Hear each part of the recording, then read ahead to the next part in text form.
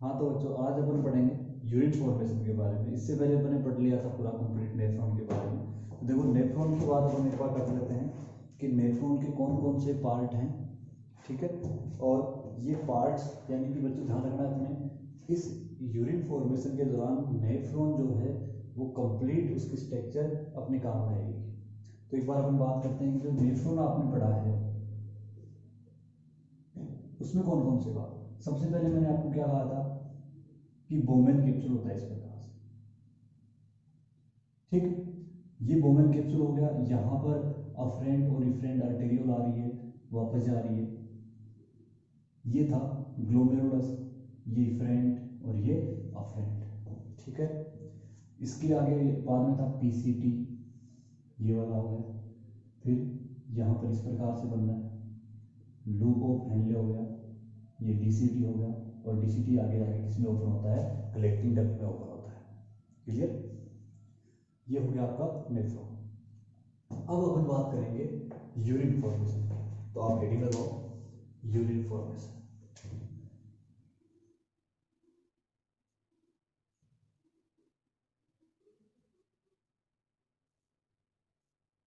Urine formation,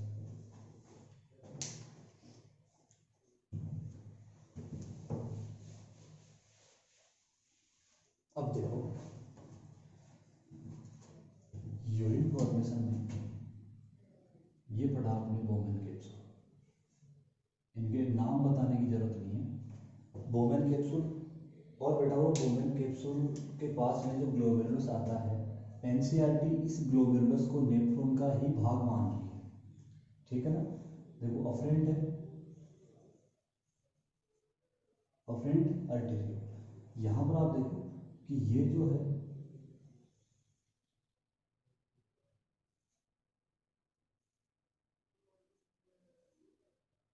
ये glomerulus हो गया, ये इफरेंट हो गया,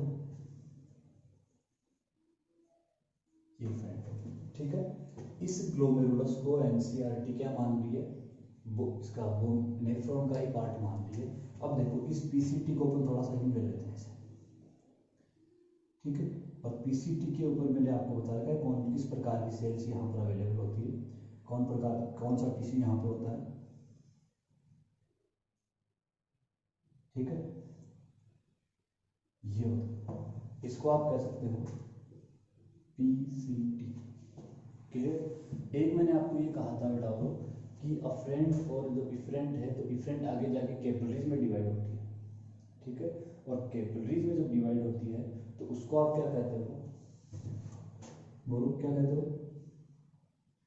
पेरिट्यूबुलर कैपिलरीज। ये हो जाएगा इधर आपका लूप ऑफ हेनले, ठीक। और ये हो जाएगी आपकी डीसीटी और ये कलेक्टिंग डक्ट। बोलो यहाँ तक, ठीक है। अब अपन यहाँ बात करते हैं कि ये जो इफरेंट आर्टेरियोल है इसकी ब्रांच यहाँ पे आती है इस प्रकार से,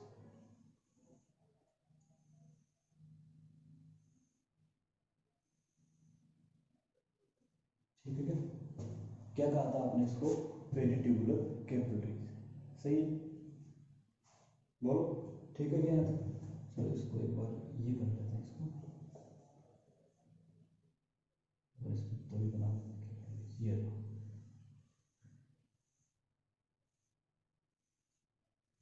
ये हो जाएगी आपकी पेरिट्यूबुलर कैपिलरीज। अब इसमें आगे की कहानी सुनना, ये आगे जो निकल रही है इसको आपने क्या कहा था, रीनल वेन कहा था आपने इसको, ठीक है। यहाँ तक का डायग्राम मैंने आपको पहले बना के बता दिया था। अब मैंने इसे थोड़ा सा चेंज किया था कि ये जो वोमेन कैप्सूल है इसके लिए जो पीसीटी है वो पीसीटी इस प्रकार से बनाया था। इसमें मैंने पीसीटी खड़ा बनाया है क्योंकि यहाँ पर आपको ये जानना जरूरी है कि यहाँ ग्लोमेरुलस से जो भी लिक्विड यहाँ चन के आएगा वो वापस इस कैपिलरीज में चला जाएगा। तो हाँ, यहाँ से डायरेक्ट इसमें जाने के लिए समझने के लिए मैं अपने को ये सीधा समझ बना लिया इसको, क्लियर। यहाँ तक क्लियर है क्या, बोलो नाम पता है सबके। देखो इधर इसको क्या बोलोगे,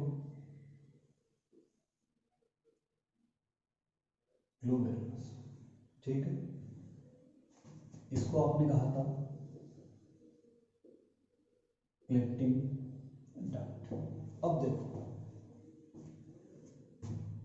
सबसे पहले अपन ये कहेंगे कि यहां से ब्लड आता है। ये जो यूरिन फॉर्मेशन होता है वो स्टेप बाय स्टेप चलता है। ठीक, यहां मैं लिख देता हूं स्टेप। स्टेप नंबर 1,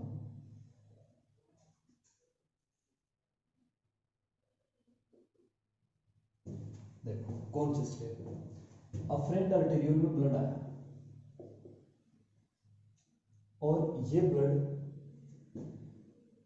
यहां से आएगा और इसके अंदर चलेगा, फिल्टर होगा। ठीक है, तो यहां अपन कह सकते हैं कि इस बोमेन कैप्सूल में ये ब्लड फिल्टर होता है।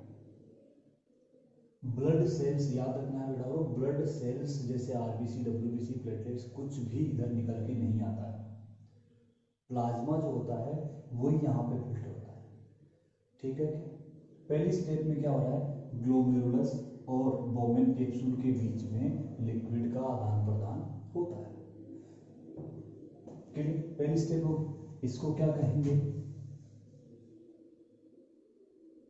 Glomerulus filter.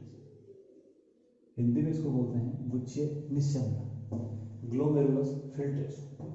ये हो गई आपकी पहली स्टेप। क्या कहा पहली स्टेप के अंदर कि ब्लड आएगा, ब्लड का जो प्लाज्मा है वो यहाँ पे बोमेन कैप्सूल में फिल्टर हो जाएगा। अब यहाँ पे एक क्वेश्चन बनता है कि इस मेलपीजियन जो बॉडी है, ग्लोमेरुलस और बोमेन कैप्सूल जो है, उसके अंदर ये ब्लड किन किन परतों से, किन किन लेयर से छन के बाहर निकलता है, उसकी बात अभी अपन करेंगे जब ये ग्लोमेरुलस पढ़ेंगे। तो एक बार अभी सुन लो कि यूरिन फॉर्मेशन डायरेक्ट यहाँ पे किस प्रकार से होता है। जो यहाँ पे लिक्विड छन के आया है उसको बोलते हैं फिल्ट्रेट।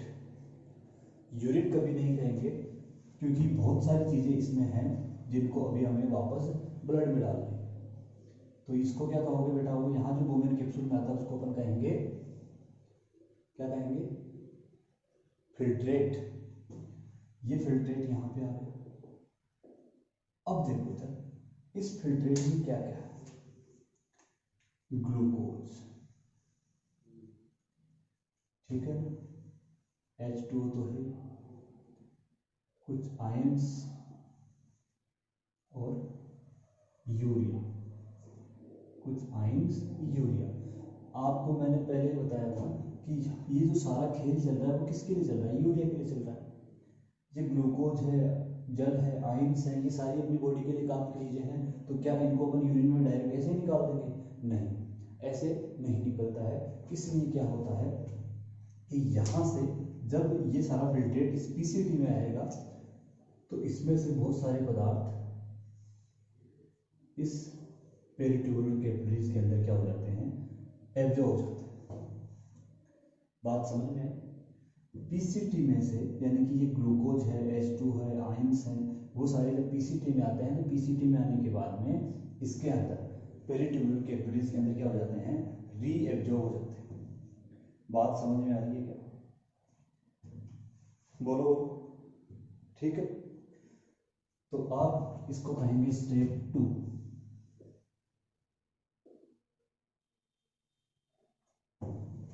ठीक है ना? देखो ये भी ट्यूब है, ये भी ट्यूब है, तो इसका नाम, इसको कहा जाता है बेटा ट्यूबुलर रीएब्जॉर्प्शन। ठीक है ना? यानी कि पुनः अवशोषण की कहानी यहाँ पीसीटी और पेरिट्यूबुलर कैपिलरीज के अंदर कंप्लीट हो गई। अब अपन आगे बात करते हैं कि कुछ पदार्थ यहाँ से इसके अंदर चले जाते हैं, या अपन ये कहें कि यहाँ से वो पदार्थ जो थे जो यहाँ चले गए, अपशिष्ट अपन जिसको कह सकते हैं कि वो कोई काम के नहीं है लेकिन फिर भी वो यहाँ फिल्टर नहीं हुए, वो आगे चले गए। आगे चले गए तो अब उनको आगे थोड़ी ब्लड में अपने को रखना है ही नहीं। जब नहीं रखना है तो क्या होगा, यहाँ पे ये वापस इसके अंदर आ जाएंगे। यानी कि ट्यूबुल, ये जो ट्यूबुलर है या ट्यूबुल्स है, इनसे ये वापस इसके अंदर डाल दिए जाएंगे। नेफ्रॉन के अंदर डालते जाएंगे। आपको यही चीज़ याद रखनी है कि सबसे पहले जब ब्लड बोमेन कैप्सूल में आता है, क्या कहा मैंने, बोमेन कैप्सूल में ब्लड आता है यहाँ पे ग्लोमेरुलस से, तो सबसे पहले ग्लोमेरुलस और बोमेन कैप्सूल के बीच में ब्लड एक्सचेंज होता है। ब्लड एक्सचेंज का मतलब है यहाँ पे प्लाज्मा का फिल्टर होना, क्योंकि ब्लड सेल्स कभी भी फिल्टर नहीं होती, इसको नोट कर लेना इस बात को कि ब्लड सेल्स नहीं निकलती है। तो यहाँ से प्लाज्मा फिल्टर हो गया, जिसमें ग्लूकोज, पानी आ गया, आयंस आ गए, यूरिया आ गया। ये अब आएंगे, पहली स्टेप हो गई। दूसरी है यहाँ पे कि पीसीटी और पेरिटोनियल कैपिलरीज के अंदर जो पदार्थ यहाँ पर आए थे वो वापस रीएब्जॉर्ब जाते हैं, इसलिए इसी को बोलते हैं रीएब्जॉर्प्शन, कि एक बार दे दिया अब उसको वापस लिया जा रहा है, और जब वापस लिया जा रहा है तो उसको बोलते हैं रीएब्जॉर्प्शन। ठीक है। इसके बाद में जो पदार्थ यहाँ पे फिल्टर नहीं हुए थे या छन के बाहर नहीं निकले थे वो सीधे वापस यहाँ आ रहे हैं। ठीक है। और जब ये यहाँ पे आ रहे हैं तो इसको क्या करेंगे, उठाया और वापस इसमें डाल दिया। बात समझ में आ गई। यहाँ से ब्लड इसमें आया, ये इसमें आने के बाद में वापस कैपिलरीज में चला गया, लेकिन कुछ यहाँ से कैपिलरीज में चले गए थे जो अपने काम के नहीं है, हमें उन्हें भी बॉडी से बाहर करना है, तो वो वापस यहाँ सिक्रेट कर दिए जाते हैं। और ये होती है स्टेप थर्ड। इसको कहा जाता है बेटा ट्यूबुलर सिक्रेशन। क्या कहा जाता है, ट्यूबुलर सिक्रेशन। ये हो गया आपका यूरिन फॉर्मेशन का एक प्रोसेस। अब अपने को ग्लोमेरुलस और बोमेन कैप्सूल की कंप्लीट मैकेनिज्म, इसकी कंप्लीट फिजियोलॉजी यहाँ पे देखनी है, किस प्रकार से ये दोनों बने होते हैं और आपस में किस प्रकार से इनका कॉम्बिनेशन होता है। एक बार इसको आप नोट करो।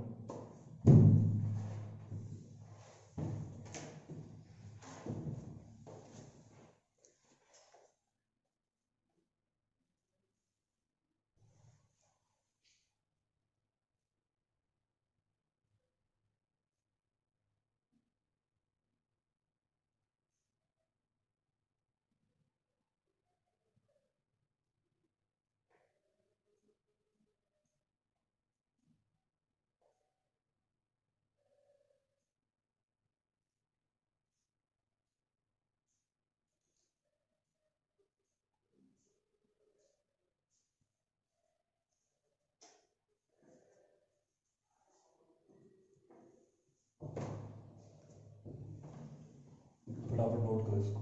ये तीनों स्टेप याद रखना। नंबर 1 कि किस हिसाब से स्टेप चल रही है।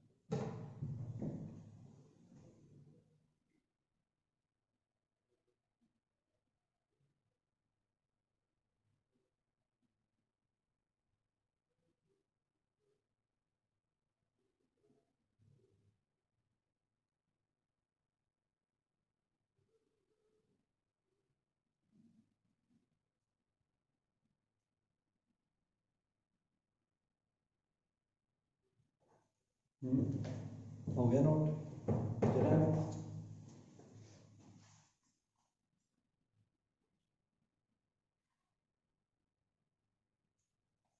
चलो अब हम ग्लोमेरुलस की बात करते हैं।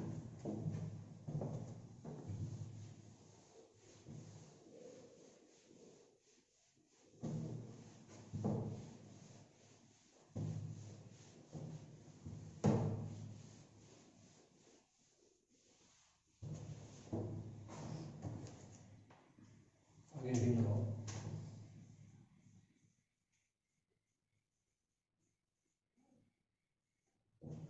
ग्लोमेरुलस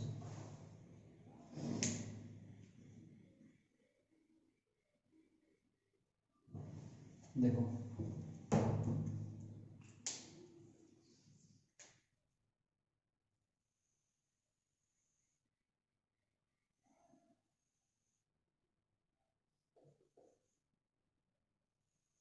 एक्चुअल में ये बोमेन कैप्सूल और ग्लोमेरुलस के बीच में किस प्रकार से ये दोनों आपस में अटैच होते हैं उसको ऊपर बना देते हैं। ये बोमेन कैप्सूल होता है, ठीक है। इस बोमेन कैप्सूल में ये आ गई आपकी अफरेंट आर्टेरियोल। ये अफरेंट आर्टेरियोल यहाँ पे आती है और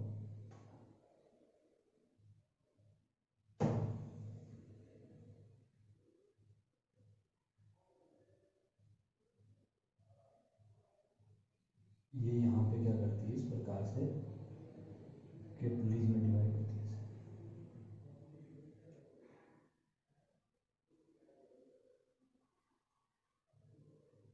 ठीक है,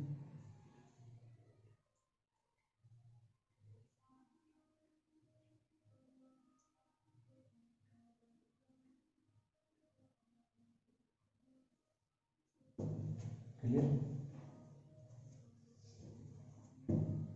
इसको आप कहोगे अफरेंट और ये हो जाएगी फ्रेंट, ठीक है।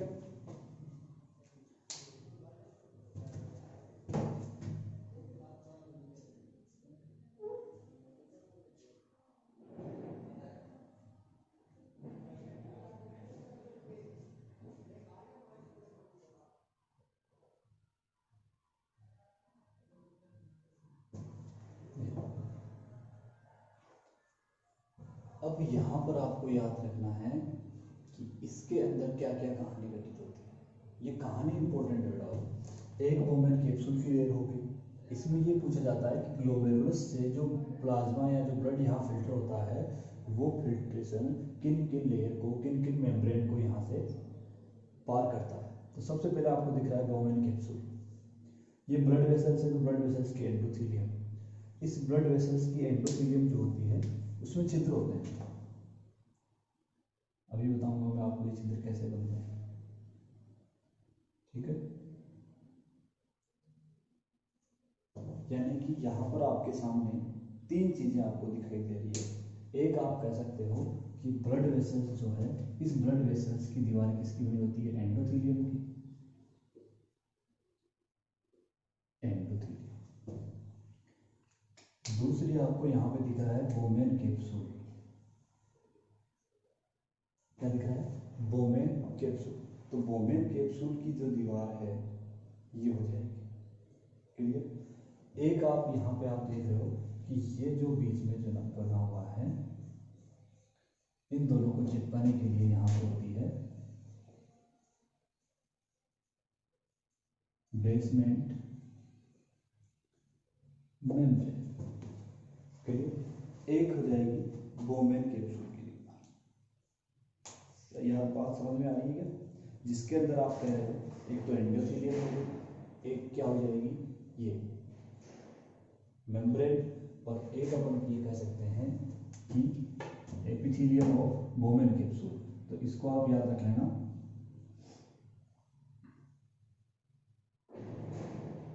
Bowman capsule epithelium, clear. अब इसमें मैं आपको लिखा दूंगा कि तीन परतें, रियल में तीन परतें, वास्तविक तीन परतें कौन कौन सी होती है, ये चीज़ समझ में आ गई। अब ये अपन लिखें कि यहाँ पे अपन ये करें कि इसमें जैसे मानो ब्लड फिल्टर हो रहा है, यहाँ से इसमें ब्लड आ रहा है, ठीक है। तो यहाँ पे जो फिल्ट्रेशन के लिए कौन कौन यहाँ जिम्मेदार है, तो देखो यहाँ से ब्लड जब यहाँ पहुँचेगा तो एक दो तीन, फिल्ट्रेशन मेम्ब्रेन को निर्माण कौन कर रहा है, फिल्ट्रेशन नंबर एक। बताओ कौन कौन से हैं?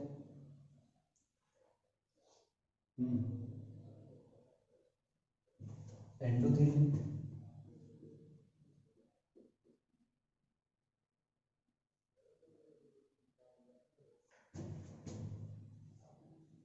ये होती है फेनेस्ट्रेट,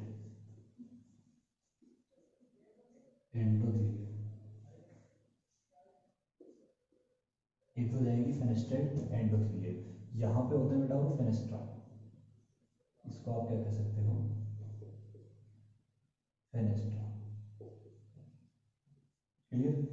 नंबर 2, इस एंडोथीलियम और बोमेन कैप्सूल के बीच में क्या है, बोलो, basement membrane. Basement membrane. Number 3, यहाँ पे चलने के लिए ये देखो इसकी जो सेल्स होती हैं इनके अंदर कुछ विशेष प्रकार की सेल्स होती है जिनको बोलते हैं पोडोसाइट, और वो सेल्स इसको जकड़ लेती है। जैसे यहाँ पे सेल्स हैं वो इसको ऐसे पकड़ लेगी, ऐसे पकड़ेगी तो यहाँ पे जो छिद्र बनते हैं उनको कहा जाता है स्लिट पोर। ठीक है, पोडोसाइट सेल है और पोडोसाइट क्या बना रही है, स्लिट पोर बना रही है, तो इसको अपन कहेंगे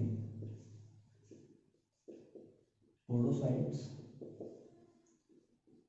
विद स्लिट पोर। ये तीनों हो गई। अभी मैं आपको बताऊंगा कि ये पोडोसाइट क्या है और स्लिट पोर क्या है। एनसीईआरटी में फिल्ट्रेशन मेम्ब्रेन बना के तीनों के नाम बता रखे हैं कि तीन जो होते हैं ये किस प्रकार से बनते हैं, और ये सबसे इंपॉर्टेंट है बेटा, क्वेश्चन पूछा जाता है, नोट करो इसको, बना लो।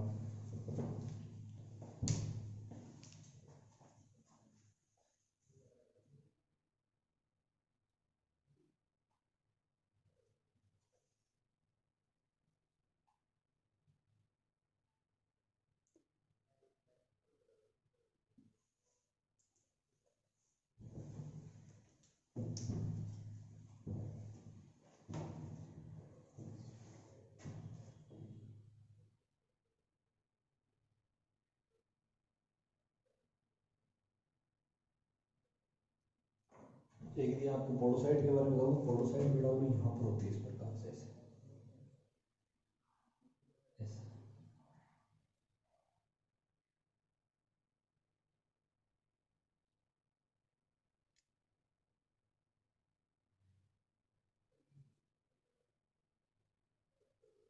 यहाँ पे इसके ये अंगुलीनुमा प्रवर्ध होते हैं जो इस बोमेन कैप्सूल से चिपके होते हैं ये वाले, और ये अंगुलीनुमा प्रवर्ध इस एंडोथीलियम को जकड़े हुए होते हैं।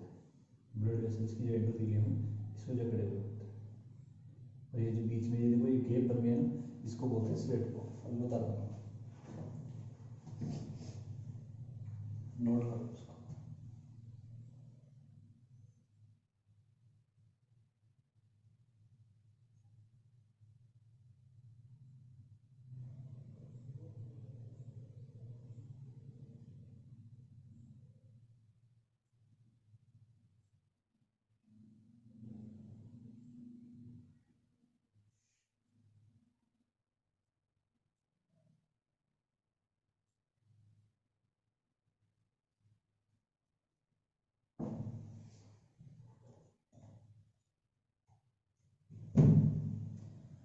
हाँ जी, लिख लिया क्या?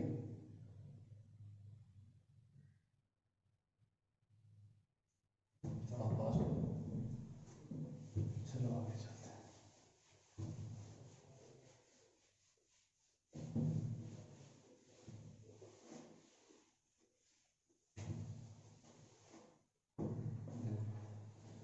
अभी मैंने आपको ये कहा कि पोडोसाइट सेल होती है, ये पोडोसाइट सेल इस प्रकार से होती है, इसके ऐसे।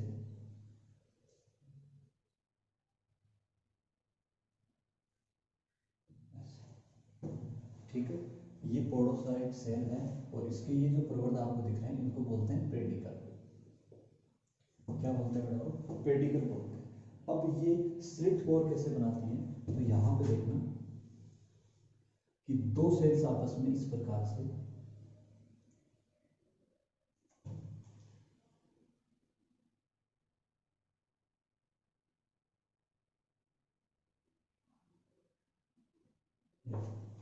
अब दोनों सेल्स जब आपस में, ये दो सेल्स हैं, ये दो सेल्स आपस में इस प्रकार से टच हो जाएगी ऐसे, या अपन कहेंगे ये एंडोथीलियम थी, इसको इस प्रकार से जकड़ लेगी ऐसे, ऐसे जकड़ लेगी। तो यहाँ पर देखो ये गैप बने हुए ना, ये गैप जो गैप मैंने यहाँ बनाए हैं ये वाले,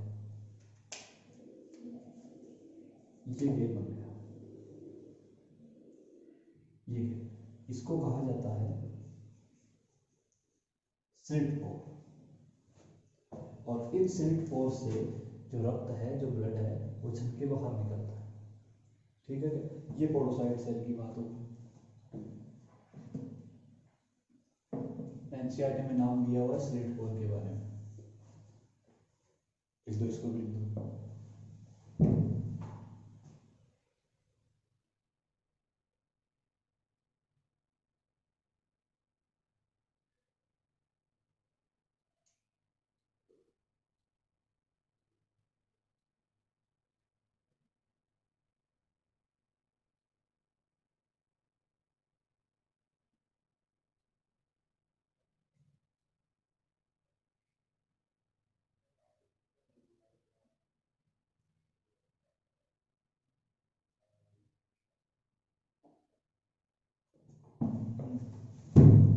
एक पॉइंट और पढ़ेंगे इसमें।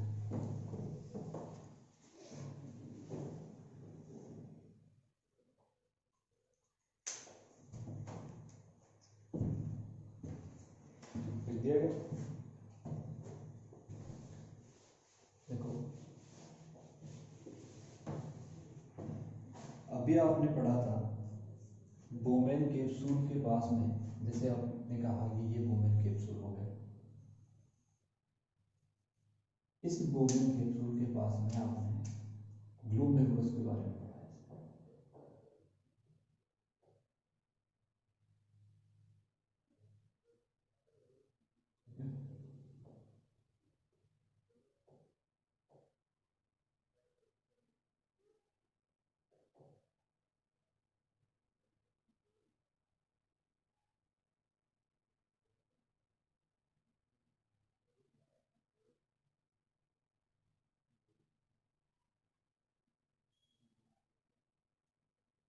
ये आपका ग्लोमेरुलस था, ठीक है, इसको आपने कहा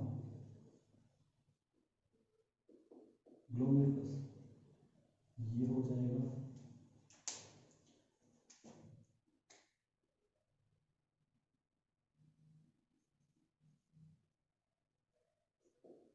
बोमेन्स कैप्सूल। ठीक है, अब देखो एनसीआर ये क्या है, अफ्रेंट और ये इफ्रेंट, ये ब्लड वेसल्स है, ये नेफ्रॉन का पार्ट है, लेकिन यहाँ एनसीईआरटी में इस ग्लोमेरुलस को भी नेफ्रॉन का पार्ट माना गया है, और इनको मिला के ये जो कंप्लीट है, इसको कहा गया है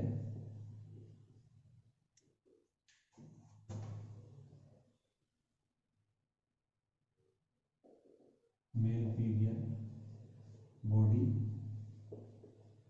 या रीनल कार्पस।